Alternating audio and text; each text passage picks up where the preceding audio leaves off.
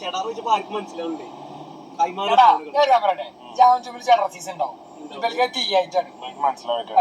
നമ്മള് പറഞ്ഞ തിരിയായിട്ട് എന്താ അറിയില്ല, അവിടെ എല്ലാവരും. അപ്പൊ എന്തായാലും നമുക്ക് ബാക്കിയുള്ള സാധനങ്ങൾ വാങ്ങിയിട്ട് കാണാം. അപ്പൊ സുഹൃത്തുക്കളെ, വളരെ സന്തോഷകരമായ വാർത്ത എന്താ വെച്ചാല് ബാസിൽ ഇപ്പൊ പോവും, അത് സങ്കടകരമായ വാർത്തയാണ്. പക്ഷെ നമുക്ക് എന്ത് PSC ഒരുപാട് കാലത്തെ ആഗ്രഹം, ഞാൻ PSCക്ക് ഒരു ജോലിക്ക് പോവാ, അല്ലെങ്കിൽ ഒരു PSC എക്സാം എഴുതിയിട്ട് ഒരു പിൻവാതിലൂടെ അല്ല എന്താ പറയാ, അത് പിൻവാതിലാണ്. ഇതെന്ത് നിയമന ഡയറക്റ്റ് വരുമ്പോ മുൻവാതിൽ. അപ്പൊ ഒരു മുൻവാതിൽ നിയമനം കിട്ടണം എന്നുള്ളത് എന്റെ അമ്മച്ചിന്റെ ഒരുപാട് കാലത്തെ ആഗ്രഹമായിരുന്നു. അപ്പം ഇന്ന് തപാൽ ഓഫീസിൽ നിന്ന് ലെറ്റർ വന്നിരിക്കുകയാണ്. അപ്പൊ PSC എഴുതിയപ്പം ഞാൻ ഒരിക്കലും അല്ല, എന്റെ സ്വന്തം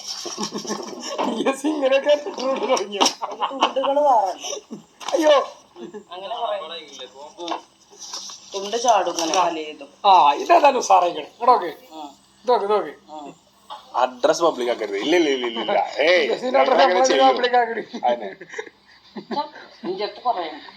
മുമ്പിലുള്ള കത്തിന്റെ സന്ദേശം വായിച്ചു എന്ന പ്രതീക്ഷയോടെ 5-ാമത്തെ അധ്യായം. ഓ, ഇത് ലോകേണ അത് തുടങ്ങാൻ സമയമായി. സീരിയസ് ആയിട്ട് കത്തിരട്ടോ. പുണ്യ റമദാൻ വരവായി. അതിന്റെ കൂടെ ആദ്യ ദിനങ്ങൾ നമ്മൾ ഇന്ന് യാത്രയായി. മാഷിന്റെ നോമ്പുകാലം സുഖകരമായി പോകുന്നു എന്ന് വിശ്വസിക്കുന്നു.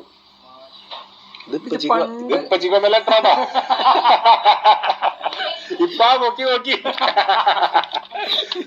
മാഷിനോട് മുട്ടണ്ട മക്കളെ. പണ്ട് പഠിപ്പിച്ചിട്ട് ഏതായാലും കുട്ടികളാണോ? അന്താരാഷ്ട്ര നിലയിലുള്ള ഘട്ടത്തിൽ നിന്ന് നിരീക്ഷിക്കുകയാണെങ്കിൽ ലൈല മജ്നുവിലേക്ക് അലിഞ്ഞു ചേരാനും താല്പര്യമില്ല. ആഭ്യന്തരമായി നിന്ന് പറയുകയാണെങ്കിൽ കാഞ്ചന മൊയ്തീന്റെ വിരഹാതരമായ അവസ്ഥയിലൂടെ കടന്നു പോകാനും താല്പര്യമില്ല. പിന്നെന്തോ ഒലക്കെയാണ്. എന്റെ പ്രണയം നിങ്ങളുടെ കൂടെ അലിഞ്ഞു ചേർന്ന് താഴ്ചയിലും ഉയർച്ചയിലും ഒരുമിച്ച് തായ്വാരത്തേക്ക് പോയി കുഴികുത്തി. ഇതേതോ കമലാസുരയ്യ എഴുതിയ കത്താണ് തോന്നുന്നുണ്ടാവും. അയ്യോ, ഇത്ര മലയാളമല്ലേ. മാനദണ്ഡങ്ങൾ നിങ്ങൾ നിങ്ങളായിട്ട് നിക്കണം. അടക്കി ഞാനായിട്ട് നിക്കണം. അത് അങ്ങനെ തന്നെയല്ല നിക്കണേ. എഴുത്തുകൾ വായിച്ചിട്ട് ഒരു എഴുത്തുകാരിയാണെന്ന് തോന്നുന്നുണ്ടോ? ഉണ്ട്. എന്നാൽ ഞാനൊരു സാധാരണക്കാരി. ഇപ്പൊ തിരക്കടില്ലല്ലോ. എന്തേ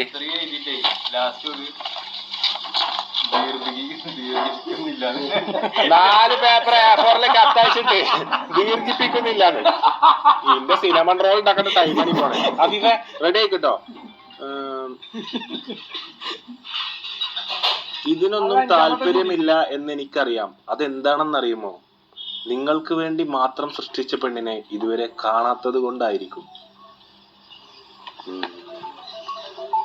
കാണുമ്പോൾ തീരും.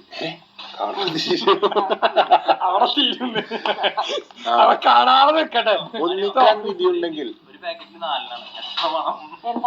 കുബൂസോ 2 പാക്കറ്റ് ചപ്പാത്തിയിൽ. സോറി, ഞങ്ങൾ ഇന്റർനാഷണലി ഡിഷ് കുക്ക് ചെയ്യുള്ളൂ. ചപ്പാത്തിയിൽ വെച്ച് ലോക്കൽ ഉണ്ടാക്കാനുള്ള കുബൂസ് റോളല്ലെന്ന് ഞാൻ ഇവിടെ റോളിന്റെ പേര് കുബൂസ്. എന്നിട്ട് ചപ്പാത്തിന് ചുറ്റിക്കോളി. കുബൂസിനോട് തന്നെ അപമര്യാദയെ പോലെ. അജ്ഞാത എഴുത്തുകാരിയെ കാണാൻ ആഗ്രഹമുണ്ടോ? ഏയ്, എവിടുന്ന്? എല്ലാം ഇപ്പോഴെന്നെ പറയാം. ഭാവനയിലുള്ള സ്വപ്നസുന്ദരിയുമായി സാദൃശ്യം.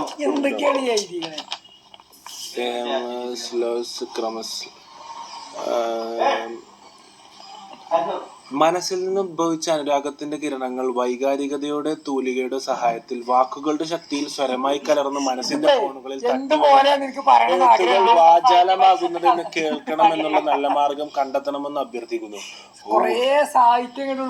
Very deep. It's really deep. It's peak. Wow, what the Flick. സന്ദേശങ്ങൾ തിങ്ങി നിറയുന്നവനാണോ?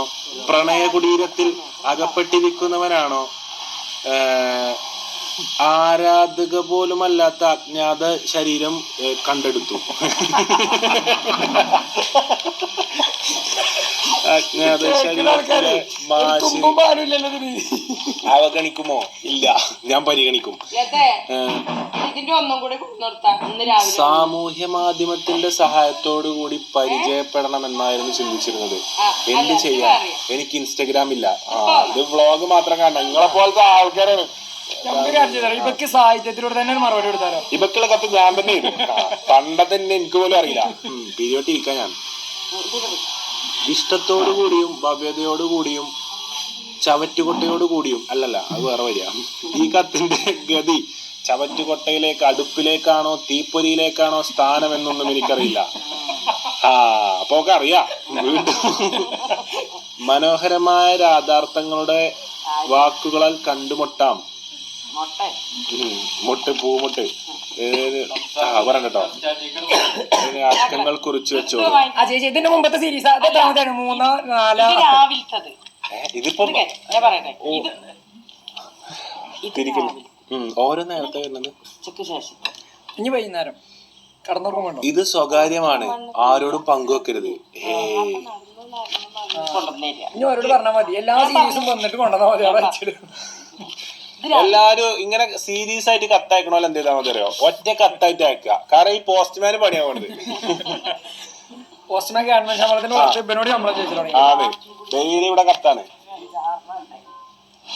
അപ്പൊ ബാക്കി നമുക്ക് സാഹിത്യത്തിലൂടെ തന്നെ മറുപടി എടുത്താലോ? അപ്പോ കത്ത് എഴുതിയ പ്രിയപ്പെട്ട സുഹൃത്തെ, പ്രിയപ്പെട്ട ഹനാന്, എഴുത്തുകളുമായി അനുരാഗം പങ്കിട്ടതിന്റെ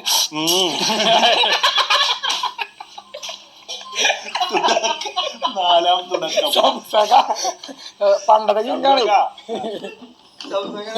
ആയ കാലത്ത് ഞാനൊക്കെ എത്ര ലെറ്റർ എഴുതി ഓരോ കുട്ടിയെ കൊടുത്തിനറിയാം. ഇതിന്റെ മറുപടി നിങ്ങളെ ഇതിനെ കാറ്റിൽ പറത്തി കത്തൊക്കെ കൊണ്ടുപോയിക്കോളി. ഒരു 5-6 കത്തിച്ചിക്കണം.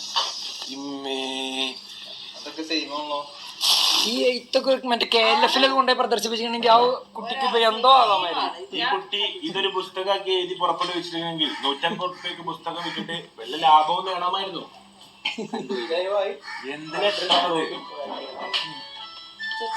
അഡ്രസ് ഒന്നും കണ്ടിട്ടില്ലല്ലോ. ഇല്ലല്ല. ഇത് വേണമെന്നോ. നമ്മൾ സംസാരിച്ചിട്ട് ദിനങ്ങൾ യാത്രയായി. തിരക്കുകൾ അകപ്പെട്ടു പോയി. എവിടെ തുടങ്ങണം, എങ്ങനെ തുടങ്ങണമെന്ന ധാരണയില്ല. അജ്ഞാത കത്തിന്റെ ഉടമസ്ഥയെ പരിചയപ്പെടുത്താമെന്ന് കരുതി വേറെ ആരുമല്ല, ഞാൻ തന്നെ. പ്രതിപാദിപ്പിക്കേണ്ട വിഷയമാണ് മര്യാദ. മാഷെ വിളിക്കുന്നതിൽ ബുദ്ധിമുട്ടുണ്ടോ? മാഷോട് മുട്ടണ്ട മക്കളെ. മാഷിക്കരാട്ടെ.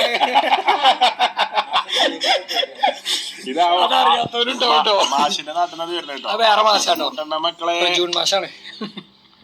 ഞാൻ ഫിദ, വയസ്സ് 21, ഗണിതത്തിൽ PG എടുത്തുകൊണ്ടിരിക്കുന്നു. ഫസ്റ്റ് തന്നെ ഞാൻ ഔട്ടാക്കി. ഗണിതത്തിൽ PG എടുക്കുന്ന ആളായിട്ട് ഒരു റിലേഷൻഷിപ്പും.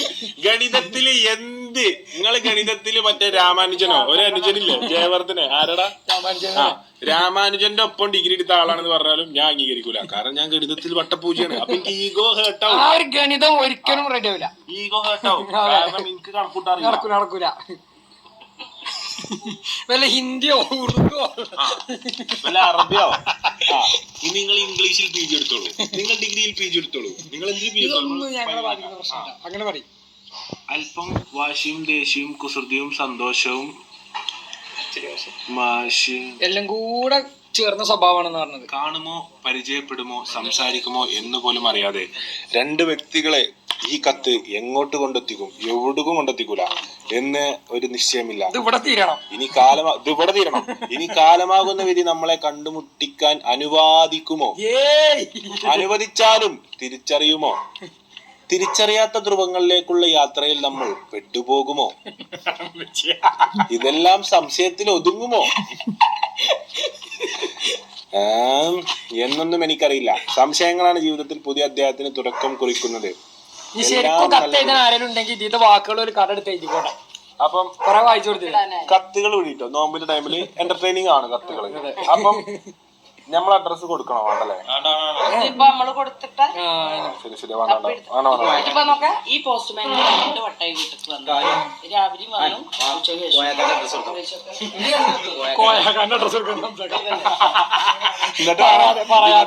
കോയക്കുട്ടിയൊക്കെ അഡ്രസ് കൊടുത്തിട്ട് അജ്ഞാതരേ പ്രിയനെ എന്നൊക്കെ പറഞ്ഞേ കോയക്കുട്ടിയൊക്കെ പെണ്ണുങ്ങൾ അത് വായിച്ചു പോണം. അന്നെ ഡൈവേഴ്സ് ആവും. എന്തിനാ ഞാൻ ആരുടെ കയ്യിൽ മാറ്റുന്നത്? അല്ല സംസാക്കാൻ അഡ്രസ് ശരി അവിടെ നാല് കത്ത് വരട്ടെ.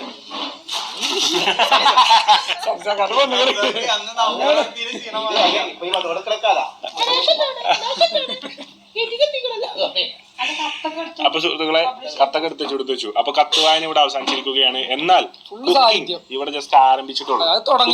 ആരംഭിക്കുകയാണ്. ഇന്നത്തെ ദിവസത്തെ പരിപാടികൾ നമ്മൾ ആരംഭിക്കണം. അപ്പൊ എന്തൊക്കെയാണ് ഉണ്ടാക്കാൻ പോണ വിവരങ്ങളും വിശേഷങ്ങളും നമുക്ക് കാണാം. സബ്സ്ക്രൈബ്. സുഹൃത്തുക്കളെ എന്നത്തെയും പോലെ ലോക്കൽ ഡിഷ് അല്ല ഉണ്ടാക്കാൻ പോണത്. ആരും